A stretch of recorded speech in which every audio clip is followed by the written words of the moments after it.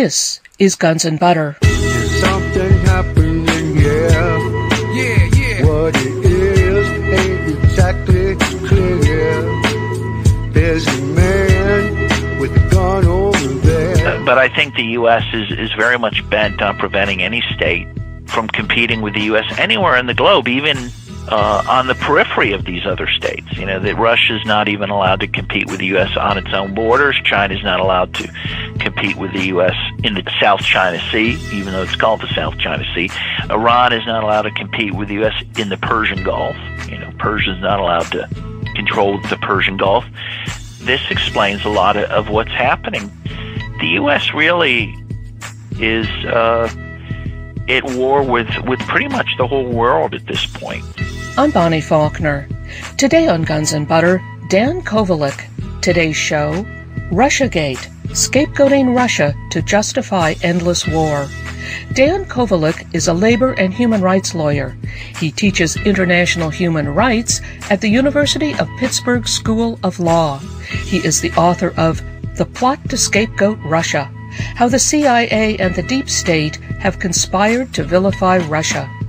Dan Kovalik is the featured speaker Thursday, September 7th at St. John's Presbyterian Church, 2727 College Avenue in Berkeley, starting at 7:30 p.m.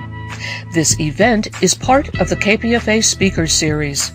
Today we discuss the Cold War, the allegations against Russian President Vladimir Putin and the Russian Federation, the Yeltsin years in Russia, Nicaragua and Colombia, Afghanistan, Yemen, U.S. imperialism, and endless war. Dan Kovalik, welcome. Thank you. Glad to be here.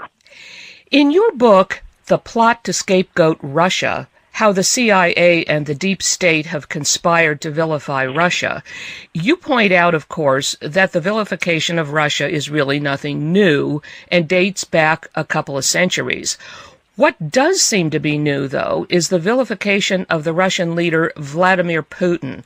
Historically, do you know of any other Russian leader who has been demonized the way Putin has come under attack in the West? Certainly not a sitting leader. You know, no one that I know of has been attacked while they were the head of the Russian state. As Stephen F. Cohen has pointed out, in fact, there's been a lot of examples of U.S. presidents having warm relationships with the heads of Russia, or during the first Cold War, the heads of the Soviet Union. So, you know, Kennedy ended up having a warm relationship with Khrushchev. Nixon had a good relationship with Brezhnev. Reagan obviously became very close to Gorbachev, and they ended the Cold War together. And initially, you might recall that George W. Bush considered Putin a friend. In fact, he said, I looked into Putin's eyes and I saw his soul. And so that is the typical type of relationship with standing leaders of Russia. And yeah, now, of course, as you mentioned, it's something new where Putin has been vilified to the point that I've never seen any other leader vilified, truthfully. What have the charges against Russia and Putin consisted of, and who and what organizations have been making these accusations? Well, again, this has been going on for some time. Things even began to chill during George W. Bush's tenure, in part because while Putin was the first leader, I'll just remind folks, world leader to call George W. Bush and express his condolences after 9/11 and offer help in Afghanistan with Bush's operations, and he did give that help. Things did begin to sour in 2003 when Putin did not go along with the invasion of Iraq, which he saw as wrong-headed and something that would only increase terrorism. And, of course, history has shown that Putin was absolutely correct in that. Under Obama, There was a thaw under Medvedev, who was president during some of Obama's tenure. In fact, Obama said he wanted to reboot or reset relations with Russia under Medvedev. But things got sour with Medvedev and Putin for a number of reasons, but in large part because of the Libya invasion that Obama was one of the leaders of. You might recall that the U.S. went to the Security Council to set up a no-fly zone over Libya under the pretense of protecting human rights. By the way, all of the justifications it gave for that no-flight zone quickly fell apart. But nonetheless, Russia and China agreed to abstain on the vote for the no-fly zone resolution under the condition that the no-fly zone would not morph into regime change. Of course, it did quickly morph into regime change. With Gaddafi being overthrown, he was famously murdered after being sodomized, all on video, which one could watch on YouTube if they have the stomach. And apparently Putin did watch the video and was repulsed by it. And this is when I think Putin himself begins to really distrust the United States, and things begin to go sour. So this has been a long line of incidents and people who have led us down the path to where we are now. Donald Trump has been accused of somehow colluding with Vladimir Putin and Russia since well before the presidential election. Trump is now in the 8th month of his presidency. What concrete evidence of this Russian collusion has been confirmed? Well, very little of it. First of all, John Pilger, a journalist I really respect, said he said there's not even really allegations, much less proven ones. But what are the allegations? One, the kind of the font of it all is the allegation that Putin was behind the alleged hacking of the DNC emails, Podesta's emails that end up being released by WikiLeaks. There's little to no evidence, truthfully, that Russia did it. In fact, there's a recent study that was put out by the veteran intelligence professionals for sanity, who did a study saying that they in fact believe that the DNC computer was not hacked at all, but that it was leaked, that someone on the inside copied the emails, put them on a disk or flash drive, and that they were stolen that way, not through a remote hack. And so that's part of the story. Again, the font of all this just seemed to fall apart. So then all we're left with are alleged meetings. Most recently, and this came out this week, there's some emails that were released where some real estate mogul who's from Russia claimed he could help Trump get elected, and that part of this process through Putin, and that part of this process would involve Trump's building a new property in Russia, I believe a new hotel. And a lot of people have made hay of this, saying, hey, this guy said, hey, I can get you in the White House with the help of Putin. And this proves, collusion. But actually, there's a story today which kind of points out the obvious. If you look at the Washington Post story on this, what's clear is nothing happened with this claim by this intermediary. That is to say, Trump's building was never built in Russia. The intermediary who says I can help you get elected through Putin admits in the same emails, and this is in, the mainstream press now, that once Trump's campaign began in earnest sometime in November to December of 2015, all of his efforts around the hotel and and Putin ended. That is to say, the story collapses on itself. And one sees the headline, which is, hey, there's this Russian expat that bragged he could help Trump get elected through Putin, but it just turned out this was a hollow brag. And again, most of these incidents fall apart when you really look at them. The bottom line is always nothing happened. And so I think we will see very little to no evidence about this type of collusion. But that hasn't stopped the press, of course, from obsessing about it 24/7. And what organizations and people, in addition to the mainstream media, are lobbying these charges against Russia colluding with the Trump election? And what about the hacks of the DNC emails? You've mentioned that. Now, who else besides the mainstream media keep lobbying these charges?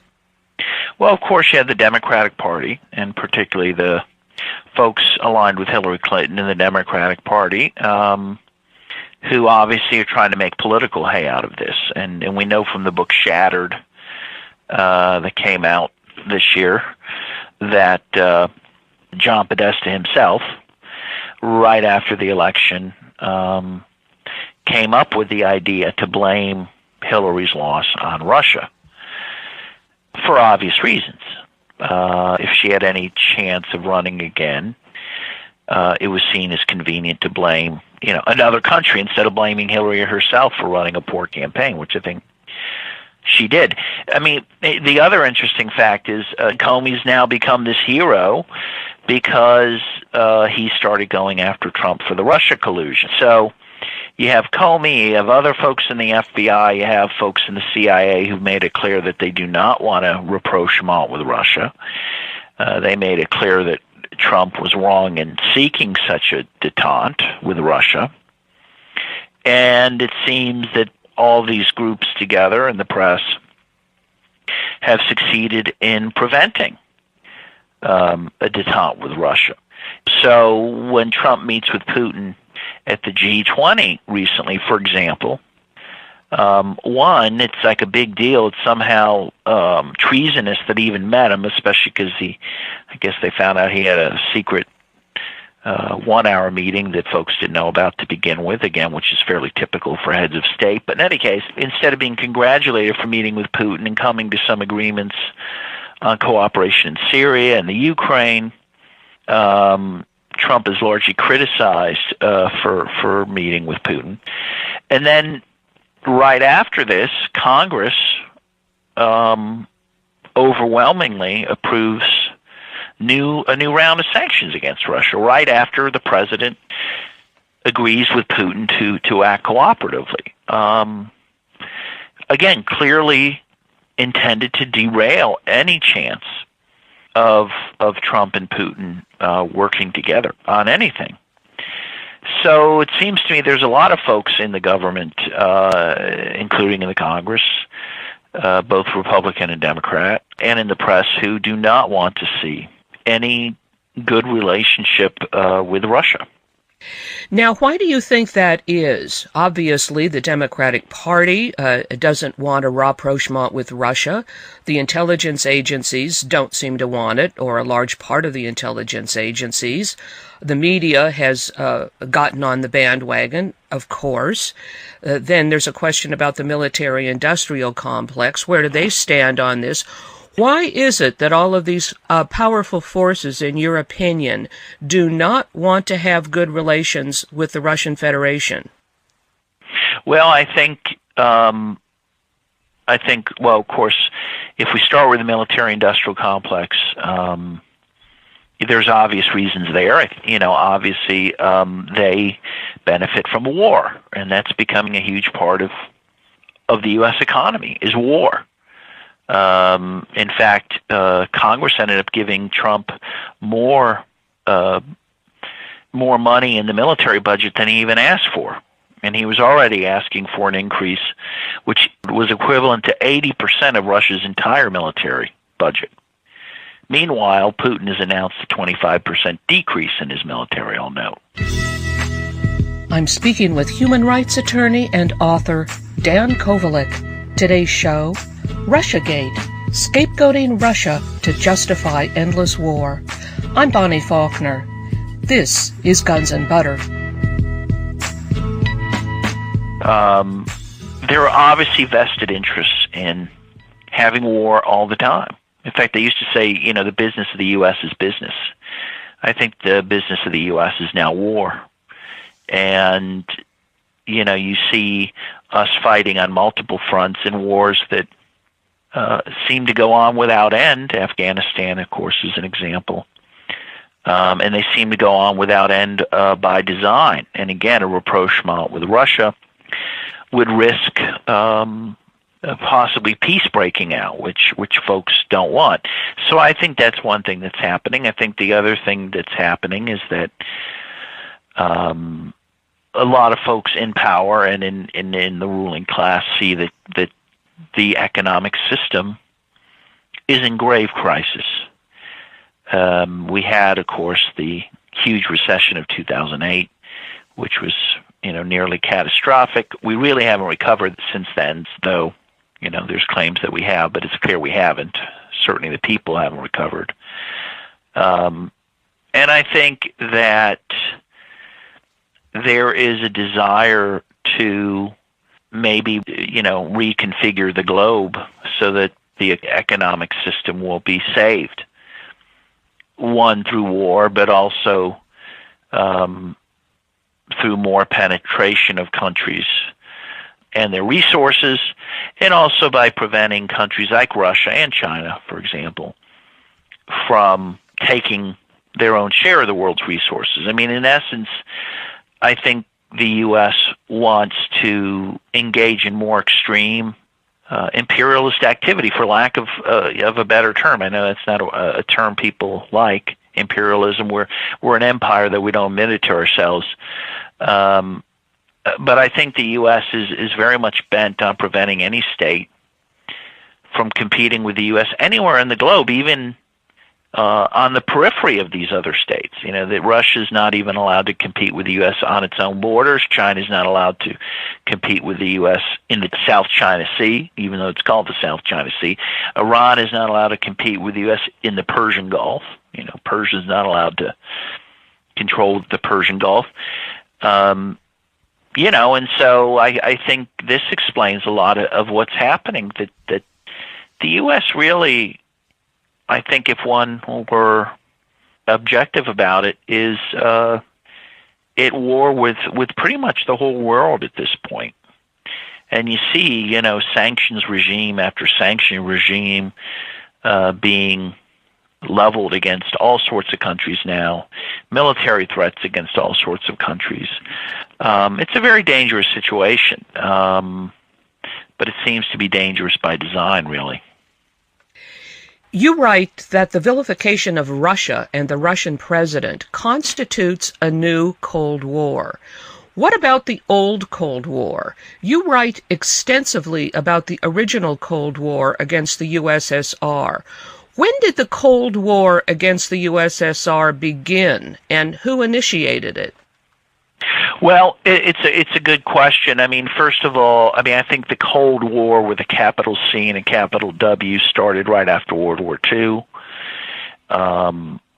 I believe, as other writers like William Bloom, who I really respect, believe that the opening shots of the first Cold War was the U.S.'s atomic atom bomb attacks on Hiroshima and Nagasaki. That those were not aimed at Japan, who was in fact trying to surrender to the U.S., despite what we've been told in history books.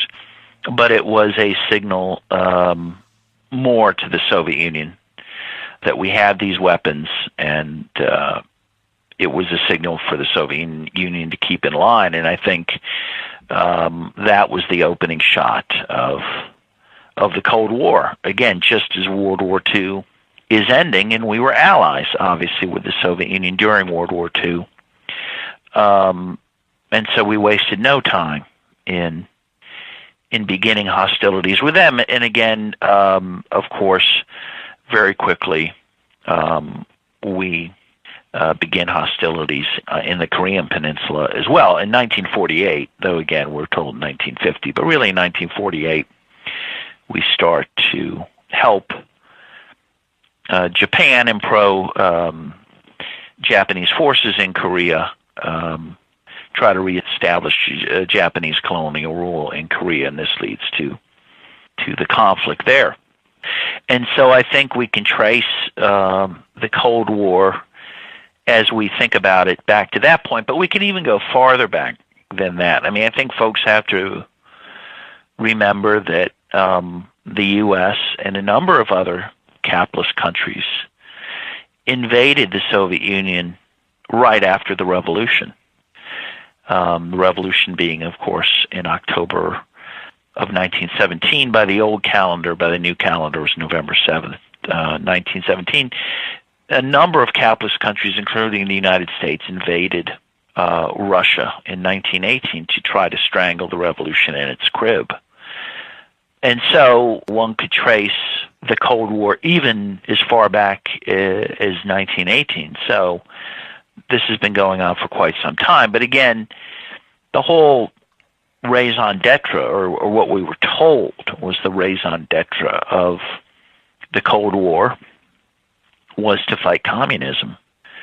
And so the Russians thought that if they would give up socialism, that the U.S. and the West would welcome them back into the West with open arms.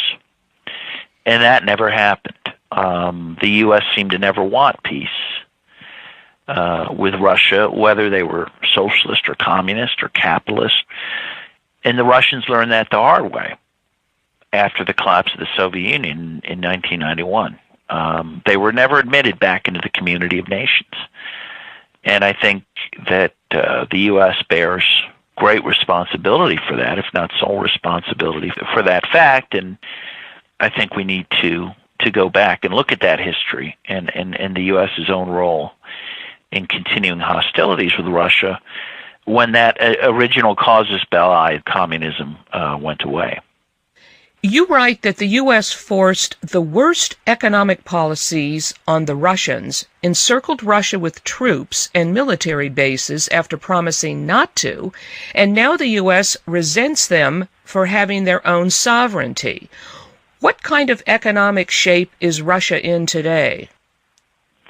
Well, first of all, just to go over those facts, when the Cold War was ending and Gorbachev and Reagan agreed to the reunification of Germany, which was a big deal for Russia, of course, because Russia had lost about 27 million people to the Germans during World War II.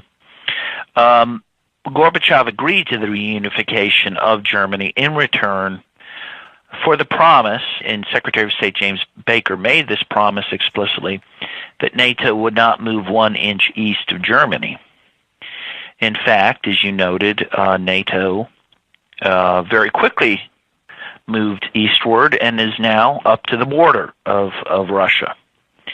And so Russia is, in fact, surrounded by NATO in a way that the U.S. is not surrounded by any Russian or pro-Russian troops in this hemisphere.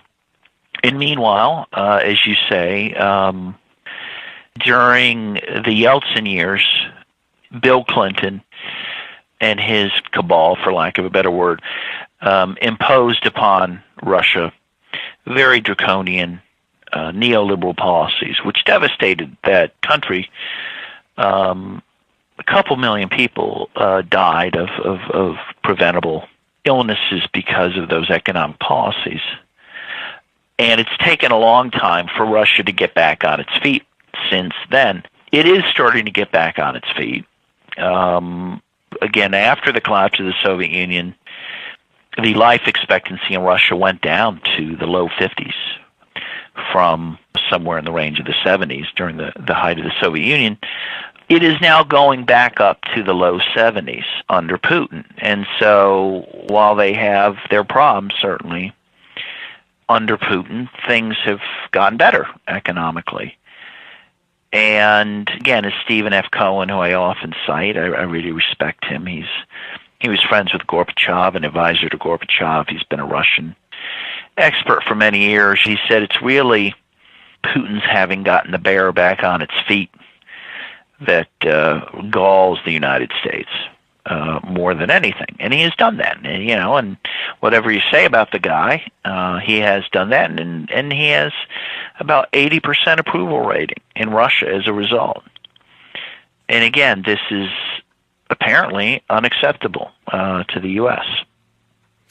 One shocking statement that you made in your book that I had no idea of is that you write that presently the GDP of the Russian Federation is really about the equivalent of Portugal or Spain. Is that right? Yeah, that is correct. I mean, again, their economy shrunk after the collapse of the Soviet Union. The collapse of the Soviet Union, in many ways, was tragic. I say that in my book. I don't apologize for saying that. And by the way, a lot of Reaganites agree with me on that. Paul Craig Roberts amongst them. And there was a lot of devastation. And again, they are getting back on their feet, but yeah, they're not anywhere near where they used to be economically or militarily. And I note that in the book, and I note it now only to say that they are not a threat to the United States. They are not even a serious competitor with the U.S. in the world, maybe at their periphery, maybe in isolated areas, but certainly not in the vast scope of world affairs. They just can't compete, given the relative size of our economy and military over theirs. Now, we spoke earlier about the accusation that the Russian Federation was hacking into DNC email, etc., to try and influence the election of Donald Trump. What can you tell us about Yeltsin's failing 1996 presidential campaign? Did the U.S. meddle in that election? Yes, and again, we need only look at Time Magazine's cover story after Yeltsin's victory, which explains a lot of this, how politicos associated with Bill Clinton went into Russia to salvage Yeltsin's campaign, because Bill Clinton was very dead set on Yeltsin winning the 1996 election. And as we now know, according to Dick Morris, who worked for Bill Clinton, he recently said that Bill Clinton himself personally helped Yeltsin with his campaign, talked to him at times almost daily to advise him as to how to run his campaign in great detail. And again, you had at least these three campaign advisors associated with Clinton who went to Russia with $250,000, and they helped Yeltsin with his campaign at a time when his approval rating was at about 6%. And they helped Yeltsin in conducting dirty tricks, which helped him win the election. Although even with that said, Dmitry Medvedev has said that Yeltsin really didn't win the election. It was stolen from the Communist Party, which arguably still won the election. But nonetheless, Yeltsin, by hook or by crook, and with the help of Clinton and his friends, managed to at least claim victory, and he continued to be president, again with amazing help from Clinton and his campaign aides. I'm speaking with human rights attorney and author Dan Kovalik. Today's show, Russiagate, scapegoating Russia to justify endless war. I'm Bonnie Faulkner. This is Guns and Butter. Now, Boris Yeltsin, as president of the Russian Federation, oversaw, of course, the selling off of Russian state property, the privatization of it, the rise of the oligarchs. As you have pointed out, Bill Clinton was a big supporter, the U.S. was a big supporter of Yeltsin. And you mentioned in your book the Duma catastrophe. What was the Duma catastrophe? Yeah, and I actually recall this happening at the time. It's a pretty incredible thing. So Yeltsin, again, who was not popular, who was imposing austerity measures on his own people, which were devastating to the people, though very popular with folks here in the United States, particularly Bill Clinton. At some point, there is a huge pushback against Yeltsin's economic policies by the Communist Party, which to this day is, I believe, still the largest party in Russia. And they ended up sitting in the White House. At that time, the Duma, or the parliament, was housed in what was called the White House. And they had to sit in there to protest Yeltsin, and they were very popular in the sit-in because people were very unhappy with the economic policies. And Yeltsin tried to starve them out, to cut off the electricity and water to the place. They still wouldn't leave, and so he started shelling his own parliamentary building, again, at that time, the White House.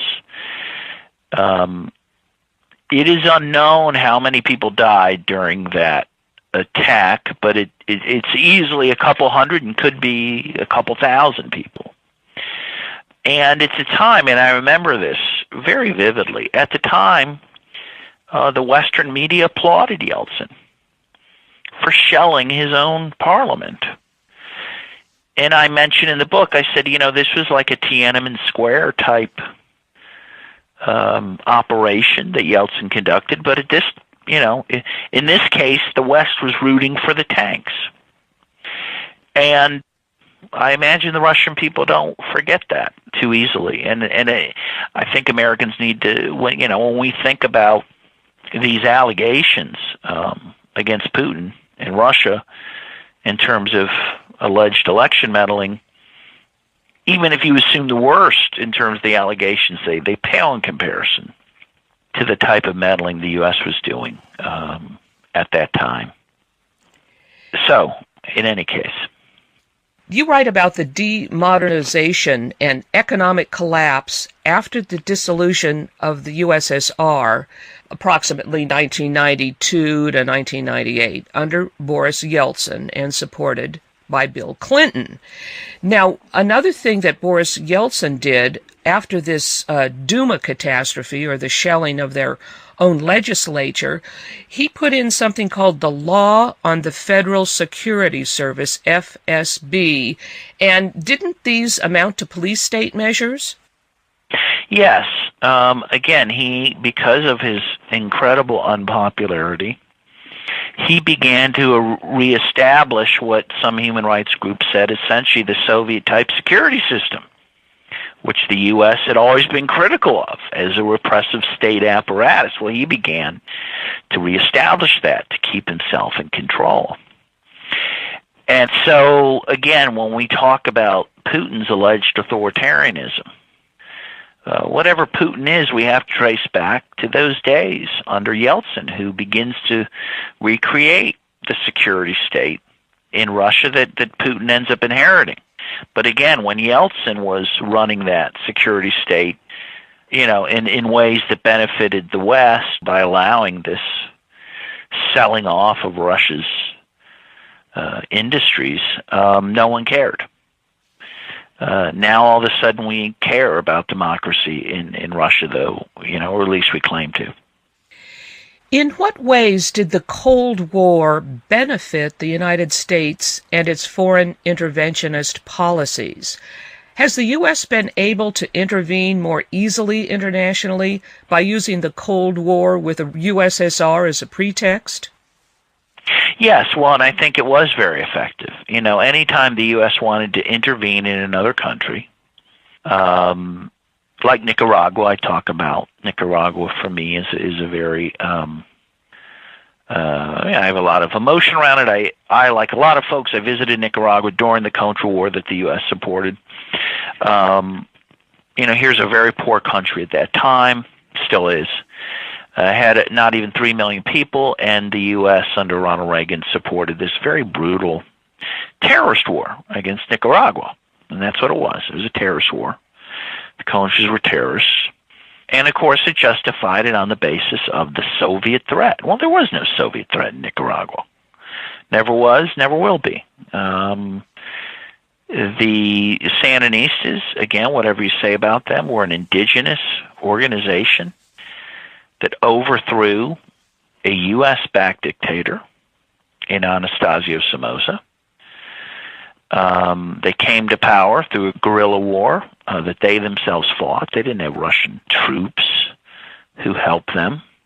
And again, the U.S.'s war against Nicaragua was not about fighting communism. It was about reestablishing a dictatorship that the U.S. had supported for decades and had actually installed. And but yeah, every time we wanted to attack another country in order to maintain our economic dominance over the world, we would always blame the Soviet Union, whether they had anything to do with that country or not. And many times they had nothing to do with it.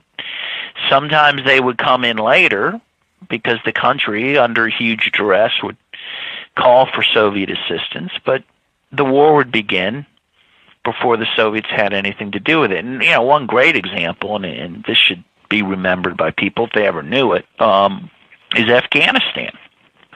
The myth around Afghanistan is that the U.S. supported the Mujahideen, including Osama bin Laden, in order to get the Soviets out of Afghanistan after the Soviet invasion.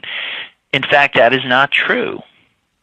We now know from Brzezinski, who was the national security advisor to Jimmy Carter, that the U.S. was supporting the Mujahideen before the Soviet Union invaded. And in fact, in order to precipitate a Soviet invasion, to give the Soviet Union their Vietnam. That was Brzezinski's words.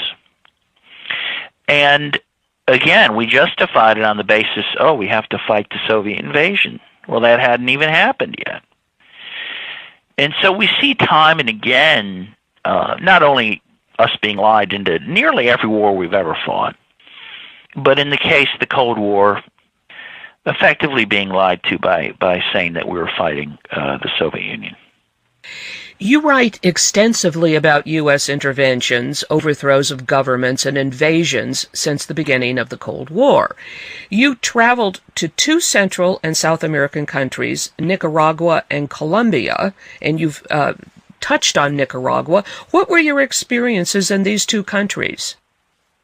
Well, again, in Nicaragua, which was really, my experience there really changed my view of the world and the U.S. role in it.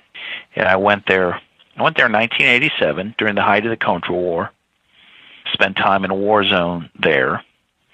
And I went with the basic belief that whatever the U.S.'s faults, that it was essentially a force for good in the world, even if we erred once in a while. And I left not believing that anymore.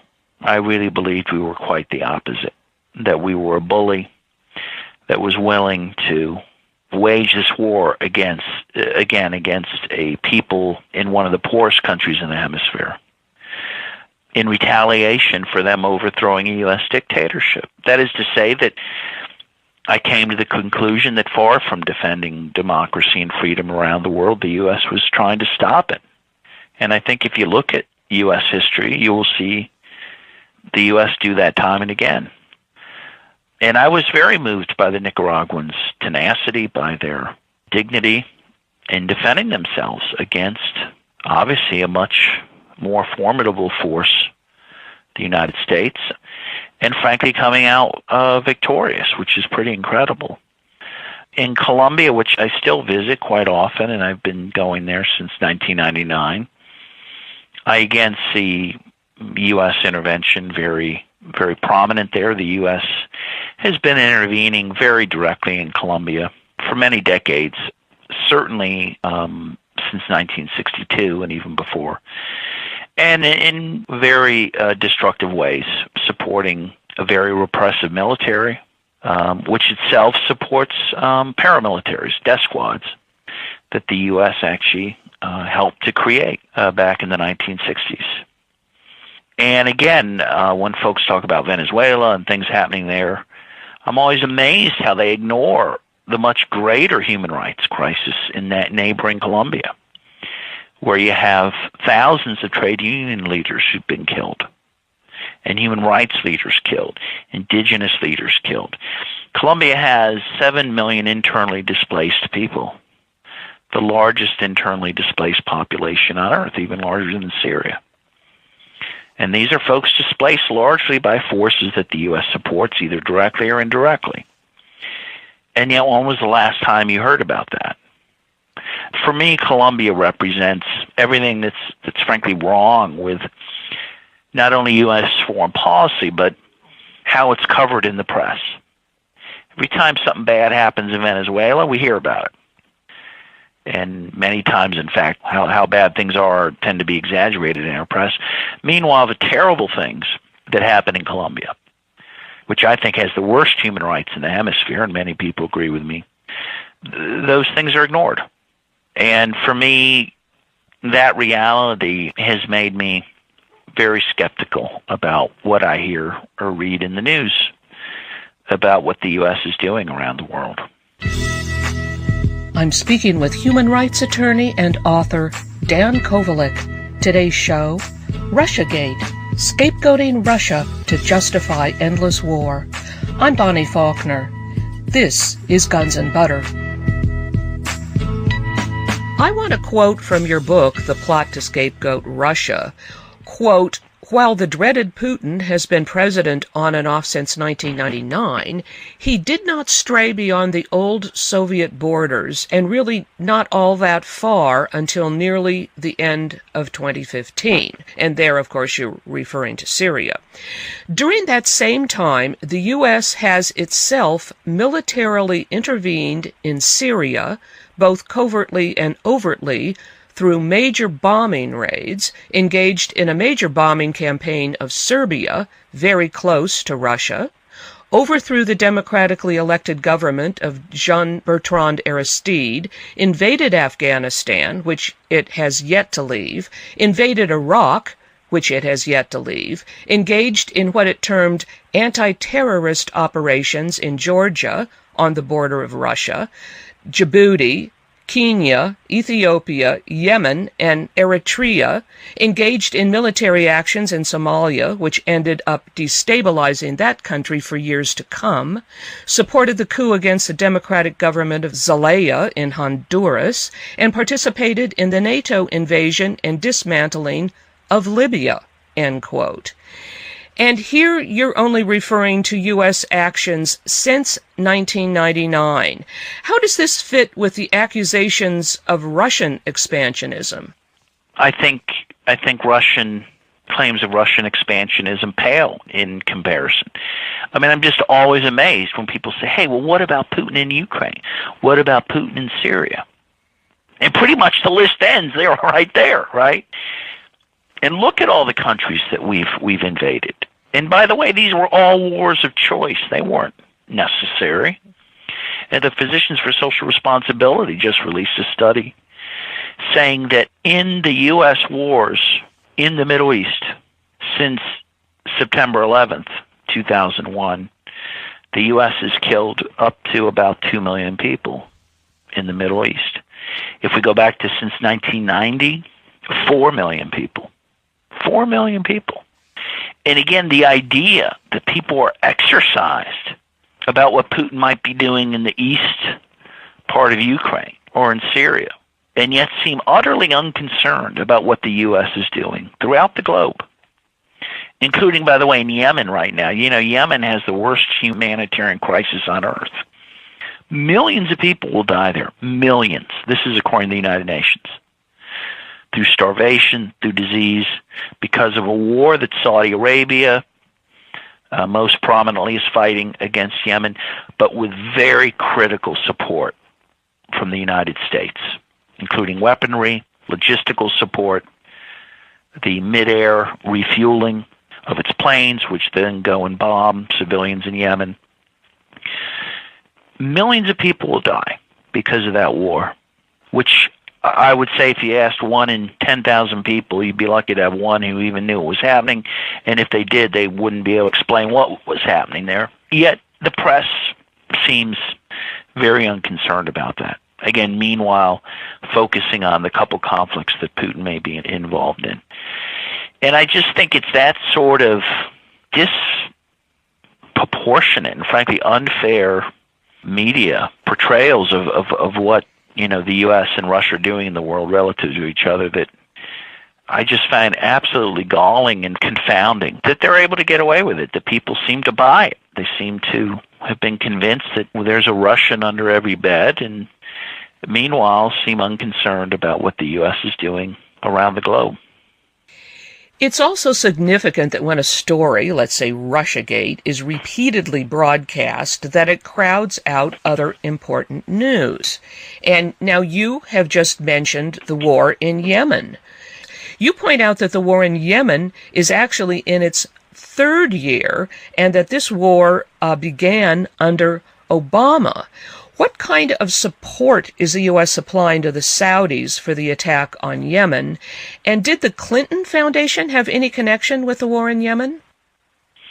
Well, yes. As I note in the book, Hillary Clinton, as Secretary of State, approved a major sale of fighter jets to Saudi Arabia just after the Clinton Foundation received a huge donation from Saudi Arabia, millions of dollars. Was that a quid pro quo? I don't know, but certainly there was the appearance of impropriety there, that she was approving this weapons sale after her foundation received a huge donation from Saudi Arabia. Meanwhile, the U.S. has provided, in addition to such fighter jets, billions of dollars of military hardware, cluster bombs, which are being used in Yemen, again helping Saudi Arabia find targets to bomb in Yemen. They're refueling the bombing planes midair, and also have helped with the Saudi blockade against Yemen, which again is starving out the people there. Again, according to the UN, 7 million people at least are on the verge of starvation. Meanwhile, almost 500,000 people are now suffering from cholera, again, all because of this war and this blockade, which the U.S. is intimately involved with. And again, this began under Obama, Saint Obama, that everyone now looks back to so wistfully. And I understand why. I mean, obviously Trump is a pretty reprehensible guy. But Obama did very reprehensible things, including in Yemen, including in Libya, which, by the way, in Libya, post-invasion, which again was led by Obama and spurred on by Hillary Clinton, there are now slaves being publicly sold on the streets of Libya. This is a fact. You can look it up. This makes the mainstream press once in a while. This was directly the result of that invasion that Obama was a key part of. And again, there's this weird thing in the U.S., which basically, if I'm a Democrat and a Democratic president does these horrible things, I don't care. I mean, that just seems to be a common reaction. But actually, the opposite isn't necessarily true. That is to say, very curiously, while people find much to criticize about Trump, and there is much to criticize, but the one time he got a bump in his ratings, approval ratings, is after he launched 59 Tomahawk missiles against Syria earlier this year in response to an alleged chemical attack in Syria. It appears that on matters of war and peace, sadly, the American public is largely indifferent to it. Even though the things folks want, better health care, bigger social safety net, jobs, etc., better infrastructure, those things are being sacrificed by the U.S., which has decided instead to spend trillions of dollars on wars, which have no benefit to the average American person. Under Obama, by the way, Obama began a $1 trillion modernization of the U.S.'s nuclear weapon stockpile, and that's continued under Trump, that modernization, which, according to the Bulletin of Atomic Scientists, appears designed and intended to give the U.S. first strike capability, nuclear capability against Russia. I don't see anyone pushing the panic button about that. But it seems like if you were going to panic about anything, it would be about the possibility of a nuclear war.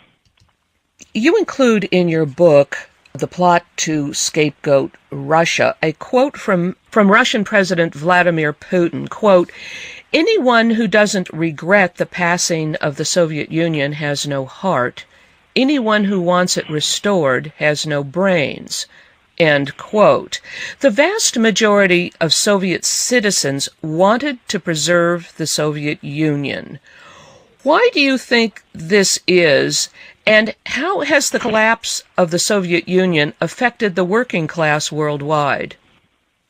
Well, I mean, they wanted the continuation, and a referendum that was held in 1991 across the Soviet Union showed about 78% for the support of the Soviet Union and the continuation of the Soviet Union. They supported it because, frankly, the Soviet Union, for all of its faults, brought a good standard of living to the people of the Soviet Union, including Russia. It managed to defeat Nazi Germany, and it brought great pride to the people, again, particularly of Russia, which obviously was the dominant country in the Soviet Union. And the collapse has not brought about the peace and prosperity that the Russians were promised or that any of the rest of us were. You know, once the Soviet Union collapsed and China, as a result, gave up really on its design for socialism, or at least put it off for some time, this ends up opening huge markets for the West. And what happened was that the U.S. started massively offshoring its labor, causing devastation to this country in terms of jobs and good jobs. And the other thing the Soviet Union did, it did create a certain amount of balance in the world, which frankly is greatly needed at this time. Now, wasn't Russia, and then later the USSR, excellent allies of the United States in both world wars? Well, yes, of course. I mean, in World War II, even to say they were good allies really understates what they were. I mean, folks have to remember the U.S. didn't enter the European theater in a serious way in World War II till 1944. You know, really, they kind of held back until the Russians had pretty much came close to defeating Hitler. You know, they really bore the brunt of the war in Europe. And I think the world owes Russia a debt for that effort. And they lost 27 million people in the process. And now, by the way, there's a huge revisionism that's been happening for years, where now the U.S. claims, oh, we won the war and Britain won the war. Well, again, I'm not saying that they didn't play a role. But now folks are trying to deny the substantial role that Russia had in winning the war. And it's that sort of revisionism, which is crucial, by the way, to allowing us to continue to vilify Russia, because if folks, you know, remember the truth that Russia was so critical in defeating Nazism, it's much harder to claim that Putin is the equivalent to Hitler, for example, which Hillary Clinton has claimed. People are even trying to claim that Putin's somehow behind, you know, the alt-right in the U.S. and the alt-right demonstrations in Charlottesville, when in fact Russia just recently sponsored a, you know, anti-fascist resolution in the UN, which the U.S. voted against. But again, if you don't remember what happened during World War II and which country fought on which side, it's easier to be taken in by this sort of propaganda. In your book, The Plot to Scapegoat Russia, How the CIA and the Deep State Have Conspired to Vilify Russia, you quote George Kennan, State Department Director of Policy Planning in 1948, quote, "Were the Soviet Union to sink tomorrow under the waters of the ocean, the American military-industrial establishment would have to go on substantially unchanged until some other adversary could be invented." Why do you think this is so? Well, again, because certainly since World War II, the U.S. economy has been based on the military-industrial complex, continuous warfare. And if you don't have enemies, you can't have wars. And so The U.S. has constantly been in search for enemies. Again, when the Soviet Union collapsed, it's a little difficult to claim it needed to fight Russia, so it came up, with other justifications for war, fighting drugs, fighting terrorism, when in fact the U.S. was in some ways promoting drugs and terrorism. But yeah, the U.S. needs its scapegoats, and it needs its enemies to continue justifying spending more on its military than the next 9 countries or so combined. No one would put up with that if they thought there wasn't a reason for it. But people do put up with it, largely because they, I guess, buy that countries like Russia truly are a threat to the United States. And that's why I wrote the book, The Plot to Scapegoat Russia, to argue, in fact, that Russia is not an enemy, and that this is being really foisted on us to justify conflicts that are not in our benefit. Dan Kovalik, thank you so much, and I look forward to meeting you in person on Thursday, September 7th in Berkeley. Thank you, Bonnie, and I appreciate the opportunity for this interview.